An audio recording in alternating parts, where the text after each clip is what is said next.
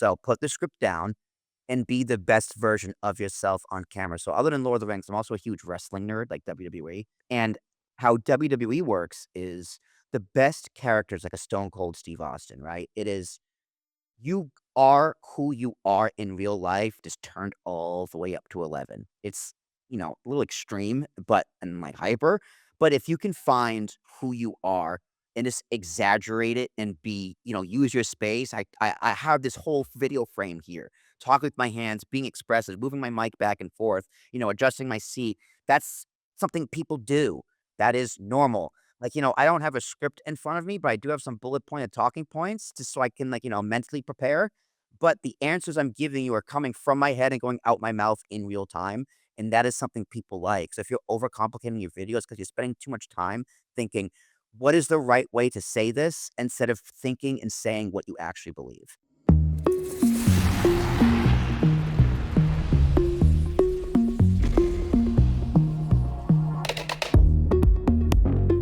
Welcome everybody back to the Full Battery Media. I've got an awesome guest with me today, and can you tell people who you are and a little bit about what you do? Absolutely, ladies and gentlemen. My name is Will Tarashuk. I am the founder of Willie T Productions, and what we do is we do financial podcast video content for independent financial advisors. It's all podcast style conversations. We record, plan an episode, send you a recording, talk to you for about an hour, pull 5 clips from it, and then call it a day. Repeat monthly.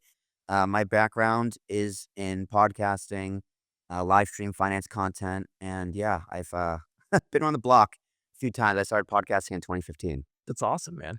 One of the things too is like I wanted to ask you this because it's awesome talking to other people that do video because I feel like I have to pull people's teeth sometimes to get them to see the need to start, and like and I want to ask you this because if you have someone who comes to you and like they've been putting off video, what's the first move to get them to go, hey, you got to do this? Yeah, I think, well, the first move is one, knowing you want it, right? So assuming someone's like, hey, I've been putting it off. What do I do? That's always the first move is kind of defining your audience. Who are you creating content for? What is the goal of this content? What problems are you solving with your content? So you've probably been putting it off because you just don't know where to start. In fact, that's what most people tell me when I ask them, why Yeah. haven't you started? They go, I just don't know where to do it. I'm running my business. I'm focusing on this, focusing on that. Video is a nice to have, no turning into a need to have, but where Yeah. exactly how do we do that? So I try and keep it simple. What questions are you already answering? What questions, what problems do you already solve? Write them Yeah. down. So if you're in like a discovery call with someone and they ask you a few questions and write them down. And if you're in another discovery call and they're asking you the same questions, write them down again.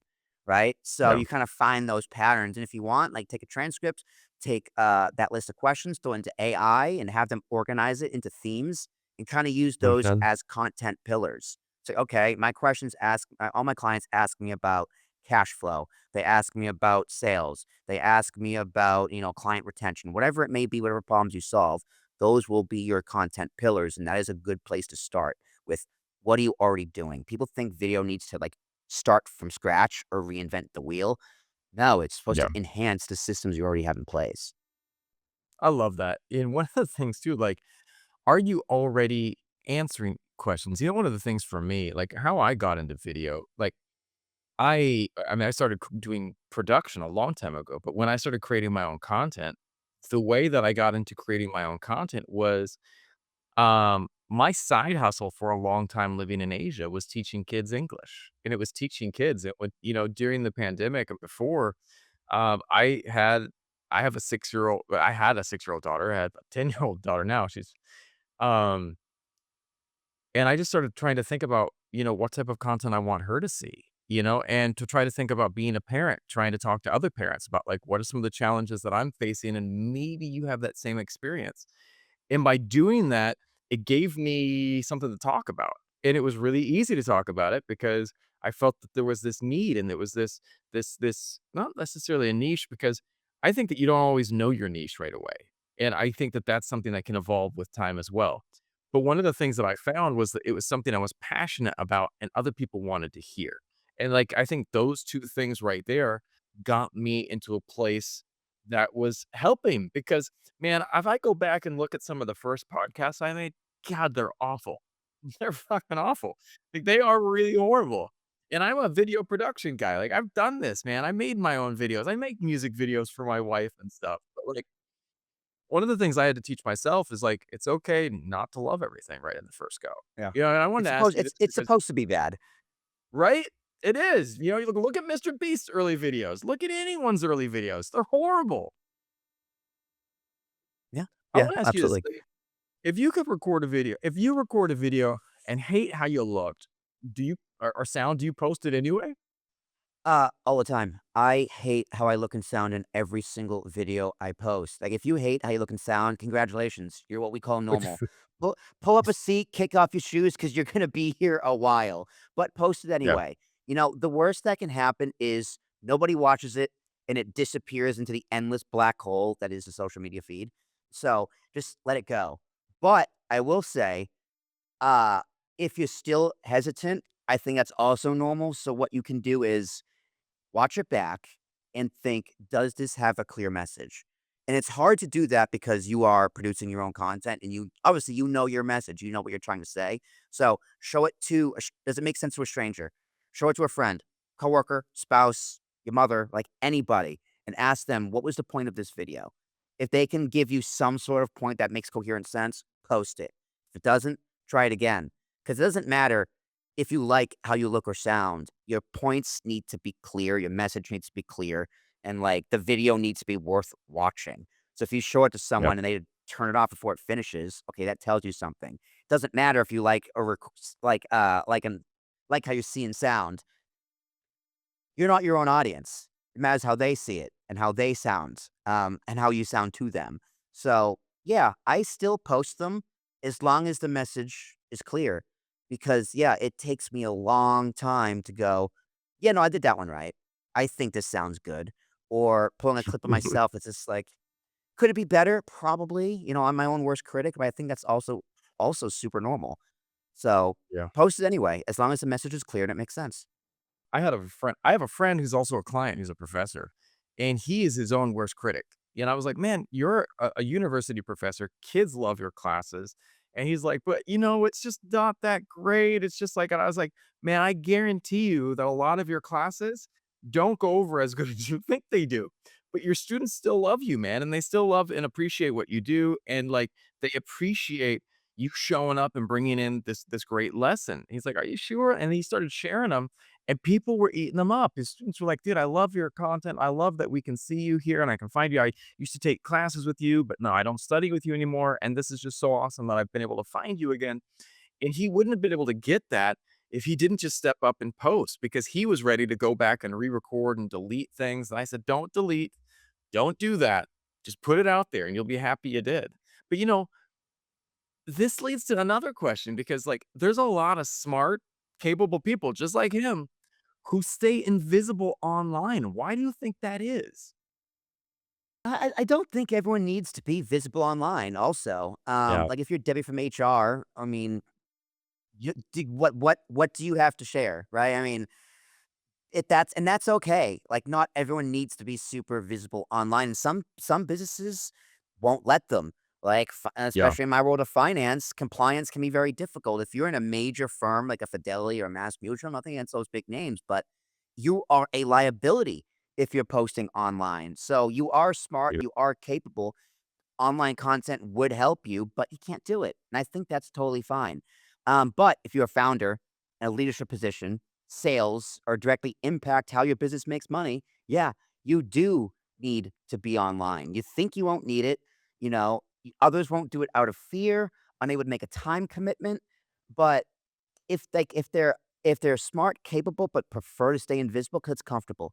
Being invisible is comfortable. Ignorance is and always will be bliss, especially in a modern world of the internet is a crazy place to be. And putting yourself out there, sharing your opinions to the world is very intimidating.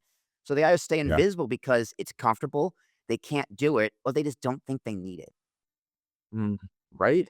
I think that's interesting too. Like, you're right, not everyone needs to be online and not everyone needs to be sharing their opinion, but, like, one of the things that I found is that some of the best advice and some of the best wisdom I ever received was from people that I didn't expect it from. And that's kind of one of the things that I like, that if you find people that, or if you have something that you want to say, I think one of the beautiful things is there are ways for people to say it at this day and age. I think that's one of the coolest things that in my mind, we're in this time where, you think about that 150 years ago, you wanted to share your perspective, you're writing a book, that's it. And who's to say that that book is gonna hit? Like, one of the wildest things for me, have you ever read the story about, like, Tolkien and the Lord of the Rings? So, his first of all, was The Hobbit. 'Cause when Oh, he yeah. broke The Hobbit and produced The Hobbit, like, the first couple runs of The Hobbit were, like, I think it was, like, 400 books for the first run, second run was, like, also really low, and, like, it was, like, I think 25 years or 20 years something until people were like, "Wow, this is amazing," and then it got huge, but, like, to think about Tolkien just sitting there going, "Man, I hope this book sells," that's nuts to me, you know? Yeah, Because but, like, you want a crazy Tolkien fact? So, in the 20th century, the only book that outsold Lord of the Rings is the Bible. yeah, see? So, put that It's into wild. perspective, right? And, like, he and his if you read his books now, they are like, they go against every traditional, like, framework, story brand, like, everything. Those books are so unconventional because, like, there's no urgency, right? Frodo gets the ring, and in the Mhm. movies, he leaves immediately.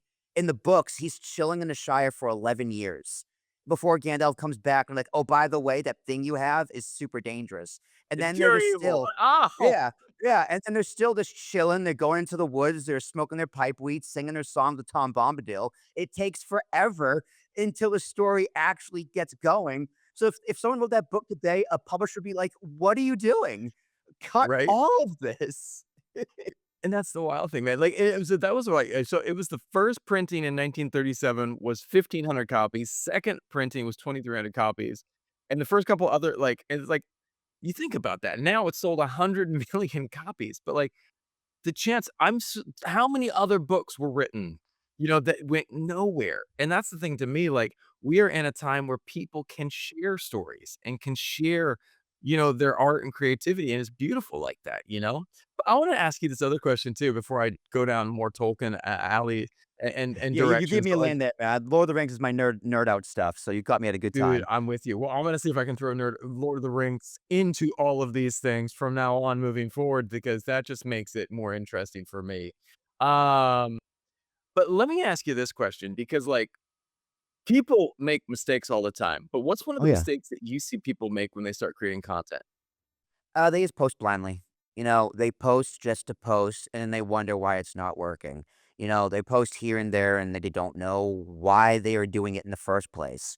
So you need to have a plan. You need to have a strategy. You need to be specific and targeted. So that's number one. Number one is you just don't know what you're doing it. You're doing it because you think you have to. Number two is that they aren't consistent. Content takes a lot of time. It always does. Like talking took them years. A lot of creators will give it a month, maybe two, give it up. Because content is a commitment. That's why Yep, also why most companies will hire out help. It can be editing, it can be marketing, it can be a combo of the above, it could be someone like me to actually interview them and host them to handle all production.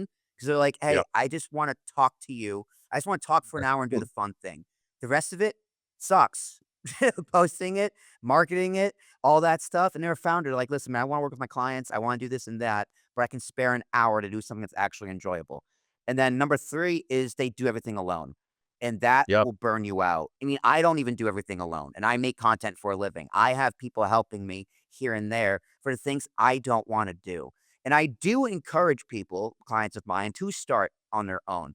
Start content. See what you like, figure out what you don't like, and then when you do that, you're gonna hit a roadblock, you're gonna hit the wall, you're gonna make those mistakes, but then you're gonna find out how to learn for them. You're gonna figure out what questions to ask and who could possibly answer those problems. And then boom, you turn into your client because that's exactly what they're doing. My world financial advice, they're like, okay, I just got married, trying to buy a house. I have a kid on the way. Do I fix my roof or do I invest money into like my kids' retirement, like kids' investment accounts? So then I start looking online. And it's like, all right, find answers to these problems, and then they find the content. So yeah, like a big mistake is you don't even take your own customer journey. You just go in blind. You quit because you can't stay consistent, and then you burn out because you try and do everything by yourself. 100%, man. I find that so many people that try to do it themselves just feel like it's way easier, and they're like, like, "Oh, there's all these tools out there," and there Hmm. are. Hmm. You still have to use them, and it still takes time, It's like, I think that people think, "Oh, there's these new tools," and, yeah, it helps people that have that time, but, sometimes, man, I run a production company, and I have my editors that edit my own podcast. I used to do it Exactly. all myself, but, like, now I don't edit my own stuff anymore. Like, I've got Tree that sits right there. He edits it for me, and he does a better job than I do. So, Exactly. it's like one step at a time. But I wanna ask you this because, you know, if you had all you had was 1 hour in your phone, how would you turn that into something powerful? Like, making the most of a single tool instead of waiting for the perfect gear, one tool to rule them all, maybe? Exactly. No, I also like someone's like, I don't know what equipment to buy. Well, how long you been making? How long you been producing content? Well, we're just starting. Great. Don't buy anything because Right? most podcasts quit before episode 10. So I was Yeah. like, "Just get to 3. Get to 3 before you buy anything." Right? And, like, if you're trying to just do, like, a quick video, you gotta get creative, and the phone allows you to get creative, right? We're sitting down here. I got a pretty nice webcam, I have good luckily, I have good lighting in here. I got this microphone that, like, is used in broadcast radio. That's why I bought it. But I didn't buy this microphone until, like, 4 years into producing content. I Yep. slowly upgraded all my stuff. This Rodecaster Pro I got here down on my desk over here, it took me 6 years before I bought it. So start with the Yep. phone, get creative. People love the walk and talk videos for whatever reason. I will never understand why, but people like watching videos while you're doing something. It makes them feel more active. So I actually had this idea for a video that I'm still workshopping, right? Because like I in my new apartment, like I have to take the trash from my apartment out to the dumpster around the building. So I'm like, all right, let me do a walk and talk with my bag of trash and go, here's why XYZ thing for ABC person is absolute trash. Explain why and then toss that bad boy in a dumpster where it belongs and call it a day. Right? That can take me an hour because, yeah, I'm going to have to need to do a few takes. Someone could be like peeking out the window, like, what the hell is that kid doing? And watching and have no understanding why I'm doing it. But once it's done and I post it, it's gonna do numbers. So, Yeah. like, yeah, if you only have an hour and this bad boy right here, get creative, because Right? creativity is also a key to content. It's like, how can we make something look different and stand out? This guy I saw his video do a video while he's chopping celery. I don't know what made him think that would work, but I watched it. Oh god, you kill me, man. Now I'm gonna go work like, search for chopping celery when we're done here. I'm gonna watch the whole video, you know? Gotta go find the chopping celery video. That's rad. I wanna ask you another question. When you think about it this way, like, I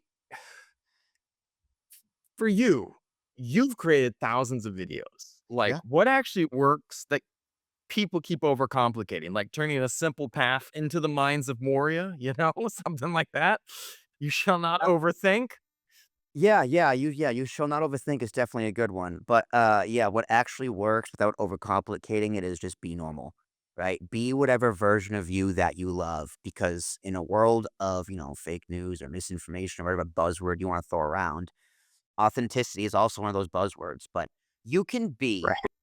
authentically wrong and get more power and money and sales and clients than someone who is technically right, but like just reading a script. Right? Like, I can tell you, the benefits of a Roth IRA and be boring or, I can just be myself, be authentic, and be like, "Yeah, I think you should do this over that." And then a professional will be like, "Okay, maybe not." But if I'm, saying what I actually think and saying how I actually think it, being myself, people will listen. You know, and that's easier said than done. It does take a long, long time to find your voice. But once you have it, you will run with it all the way to the bank.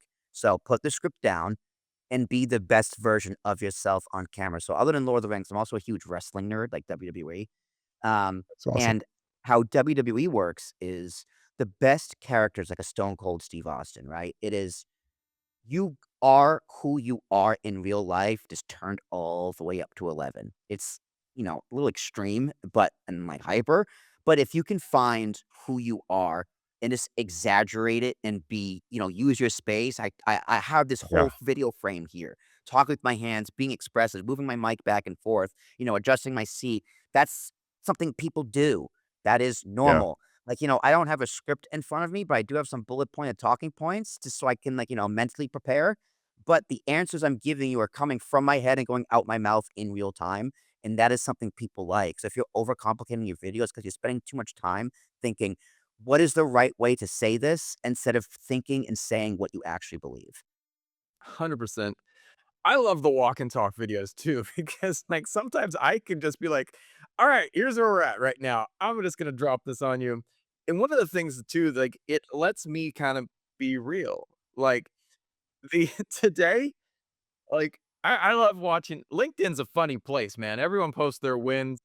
And like when I was traveling back to the USA, my air conditioner went out in the middle of a giant heat wave for my editing team in Southeast Asia. And so it was like hot as hell, and my team's down there like, "We're dying, we have 20 fans running in the room," and I'm just like, "Today my win is I went and bought a damn air conditioner for that room because it's so freaking hot," you know? So I posted that, and, like, it was funny because people were commenting, they're like, "Dude, I've been there. I've been there, man." Like, that's sometimes the win you got. And, like, one of the things too is I think I'm with you totally on the authenticity without being like, "How can I be more authentic?" Well, just be you.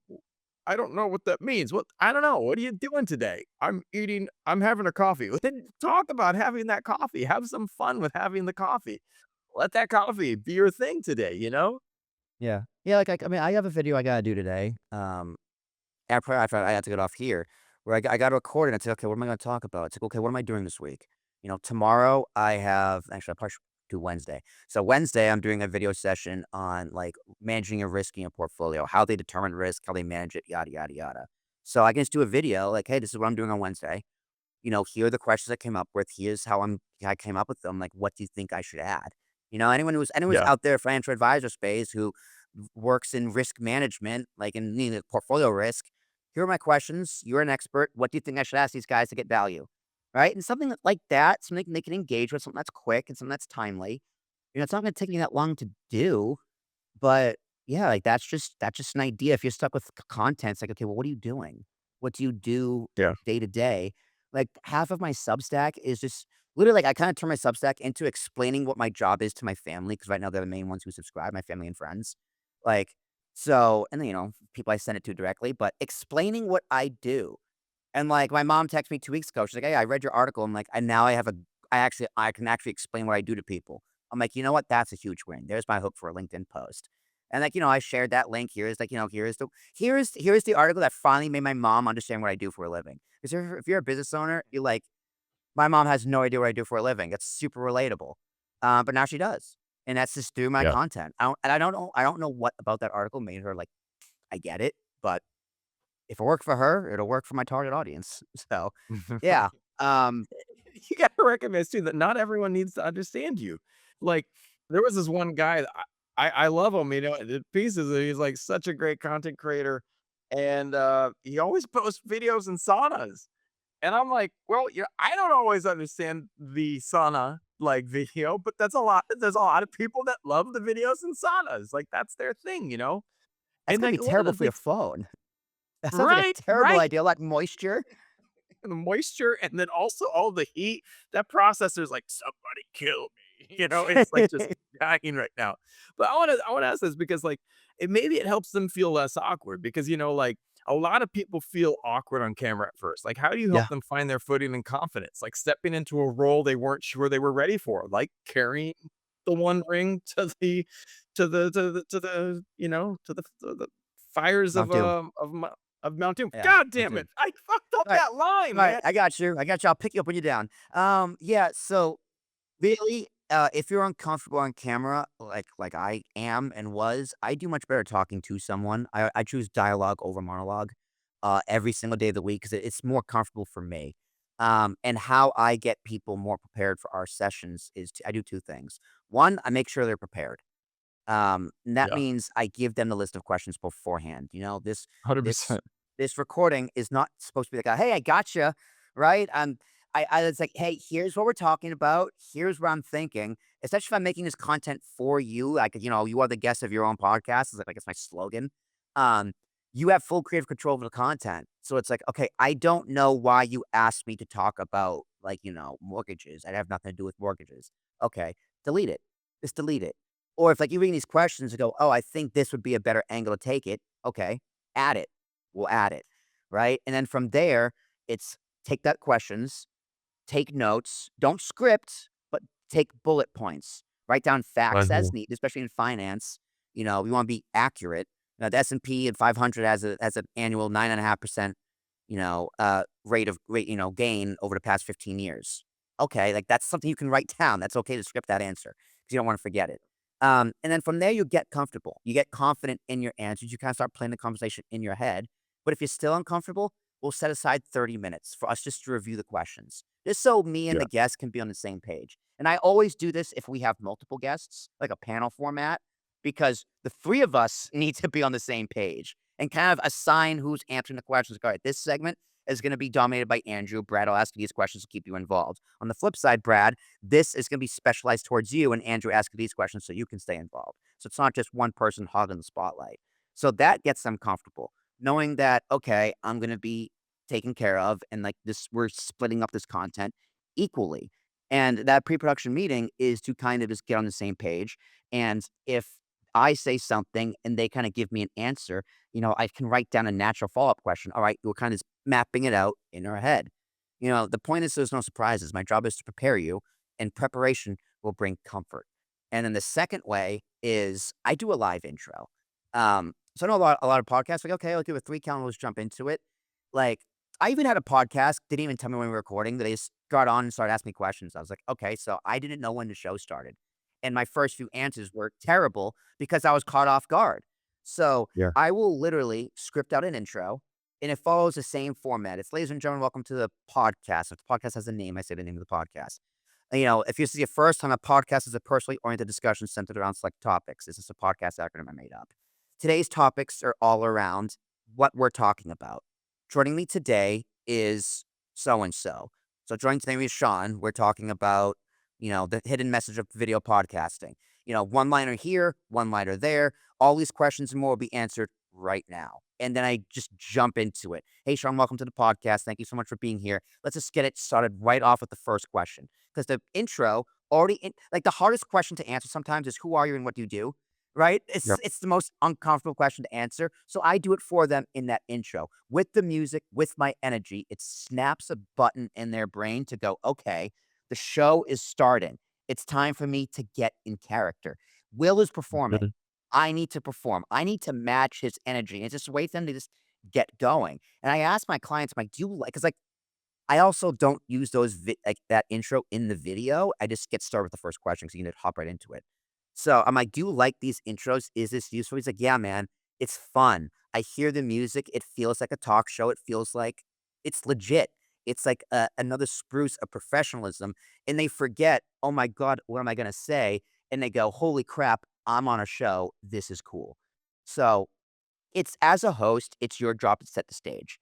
If you do that, your guests will know when a show starts and then flip that switch in their brain to get going. So if you're uncomfortable, find someone whose job it is to make you comfortable, whether it's the preparation or just someone who knows how to structure content for you.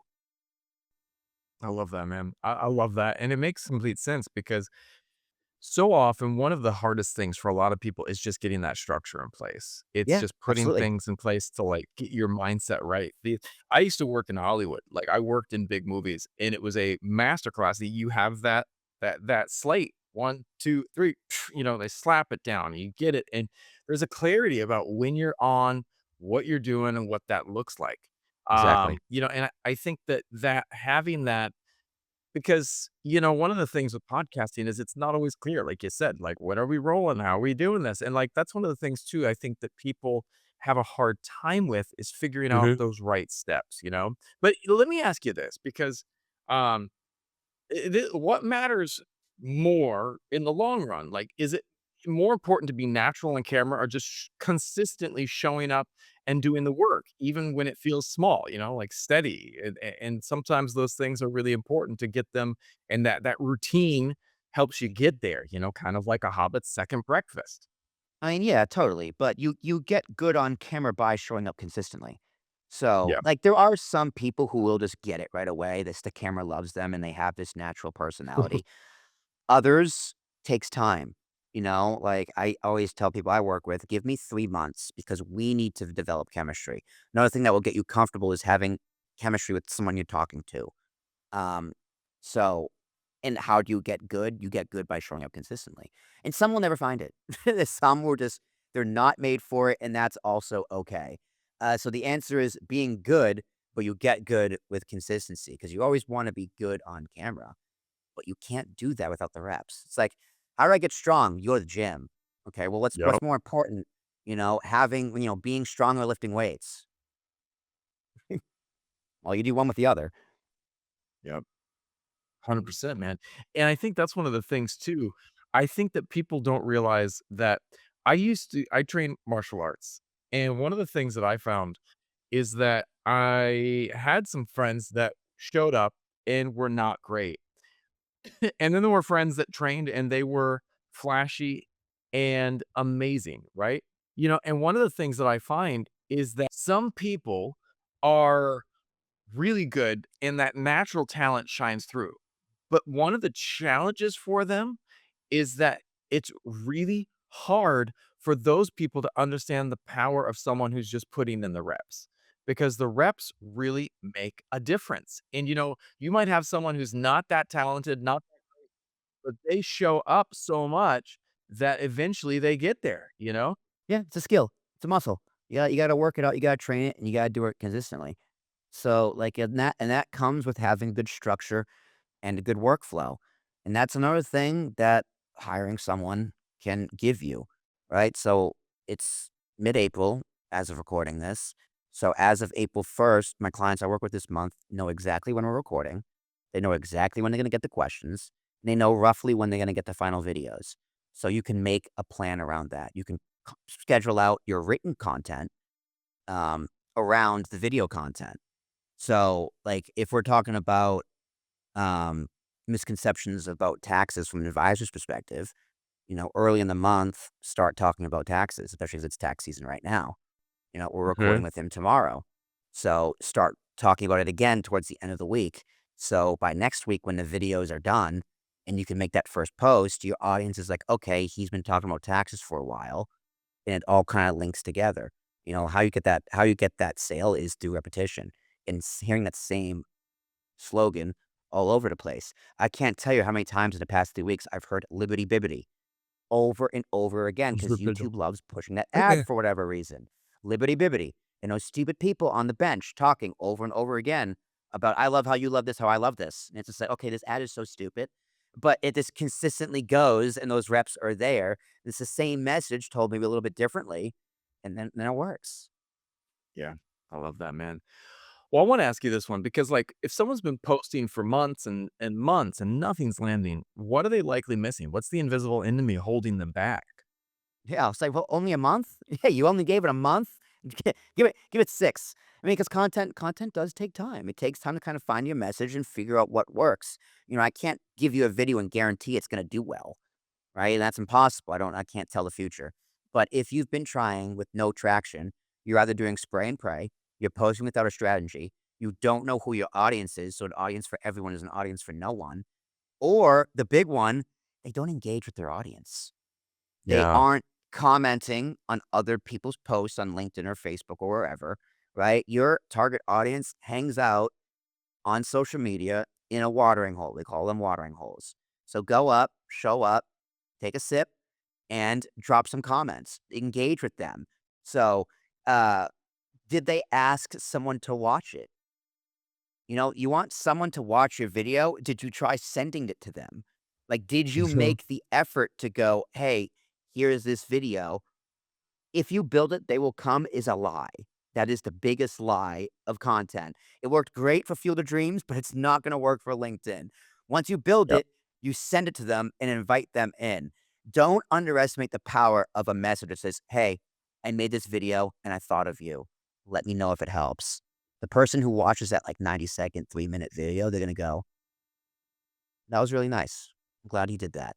You know, it makes that intro warmer. So you get traction. A lot of these B2B podcasts, you're not gonna get 1,000,000 downloads.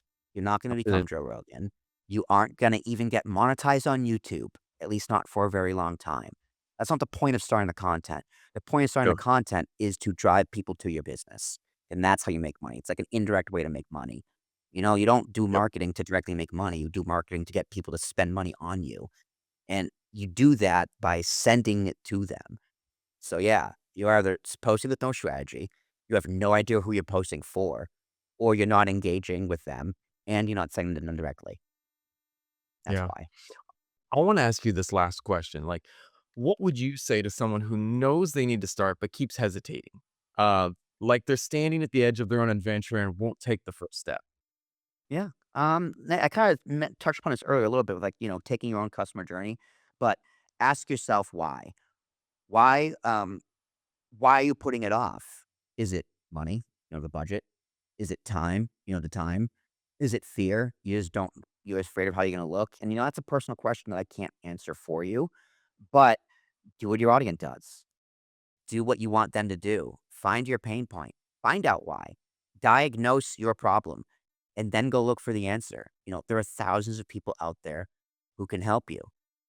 Go find them. Or if they reach out to you, I know people hate being like pitch slapped on LinkedIn, but that's how business gets made. You know how I found most of my clients? I reached out to them and DM'd them and said, "Hey, I'm Will. Here's what I do.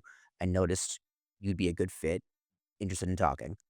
And they kept an open mind. They give it a shot. We meet. Sometimes it's a good fit. Sometimes it's not.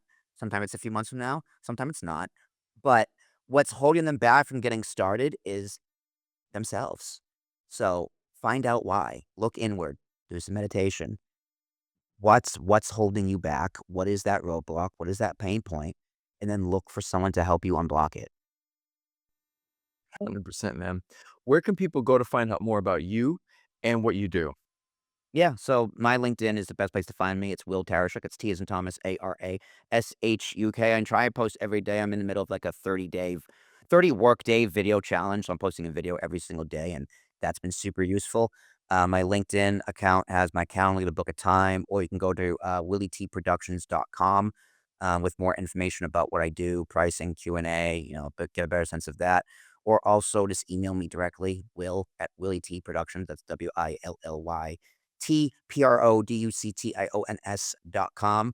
And yeah, we can find time to chat, learn more about me, what you do, the business you do. Again, my niche is financial advisors, but I can recreate this with real estate people, lawyers, history teachers. There's plenty of other avenues I can take this method. But yeah, the best place to find me is LinkedIn.